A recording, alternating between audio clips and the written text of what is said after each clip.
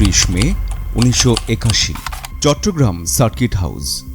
রাতের শেষ প্রহর, ঘড়ির কাঁটায় তখন রাত 4টা। মে মাসের তীব্র গরম আর বাইরে ঝড় বৃষ্টি। রাষ্ট্রপতি জিয়াউর রহমান কর্মব্যস্ত দিন শেষে ঘুমাতে যান চট্টগ্রাম সার্কিট হাউসের ভিআইপি কক্ষে।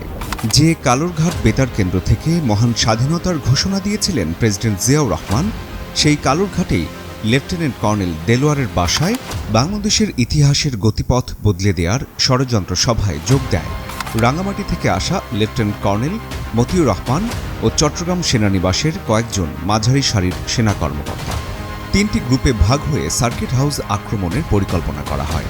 গভীর নিদ্রায় আচ্ছন্ন সার্কিট হাউসের নিস্তব্ধতা ভেঙে যায় প্রেসিডেন্টের শয়নকক্ষ লক্ষ্য করে নিক্ষেপ করা রকেট শেলের শব্দে।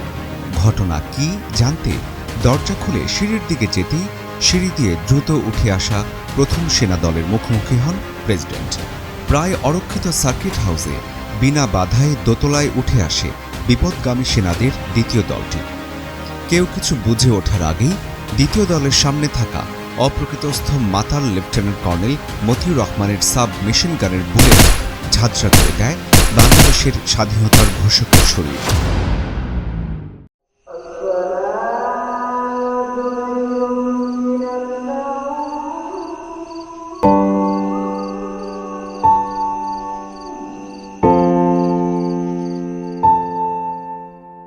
ঘাতকের মেশিন গানের বুলেট কেড়ে নেয় বাংলাদেশের উন্নয়ন আর অগ্রযাত্রার স্বপ্ন।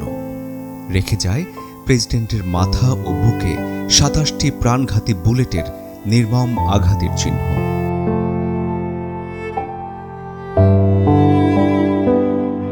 তারুণ্যের সন্ধিক্ষণে সকল ভয়কে জয় করে দৃঢ় কণ্ঠে স্বাধীনতার ঘোষণা দিয়ে সাহস আর দেশপ্রেমের যে প্রমাণ তিনি বিশ্ববাসীকে দিয়েছিলেন, দেশের কোটি মানুষের ভালোবাসায় সিক্ত হয়ে দেশমাতৃকার মাটিতে নিজের উষ্ণ রক্ত একাকার করে দিয়ে আজ প্রমাণ করলেন দেশপ্রেমের শ্রেষ্ঠতম উদাহরণের নাম জিয়াউর রহমান।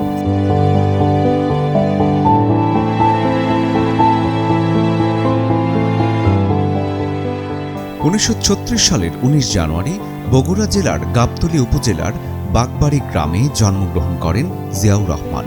1971 সালের 26 মার্চ তরুণ মেজর জিয়াউর রহমান দৃঢ় চিত্তে দেন মহান স্বাধীনতার ঘোষণা।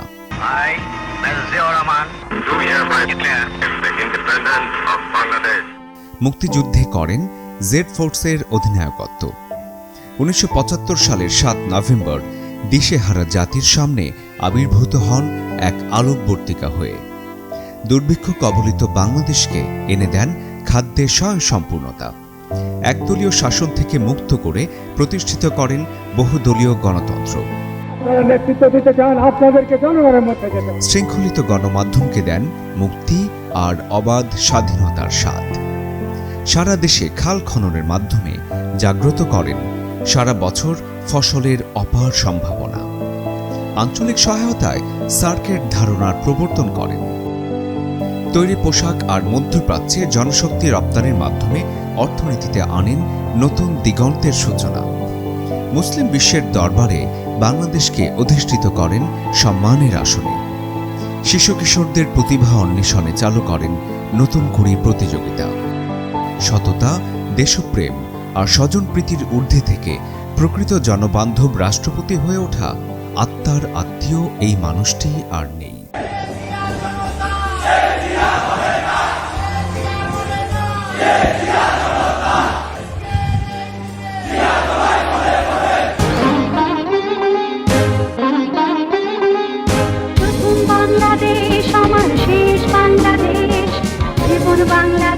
সময় বদলায়, প্রজন্ম বদলায়, কিন্তু ইতিহাসে যারা গভীর ছাপ রেখে যান তারা থেকে যান জাতির স্মৃতিতে চিরভাস্বর, চির অম্লান।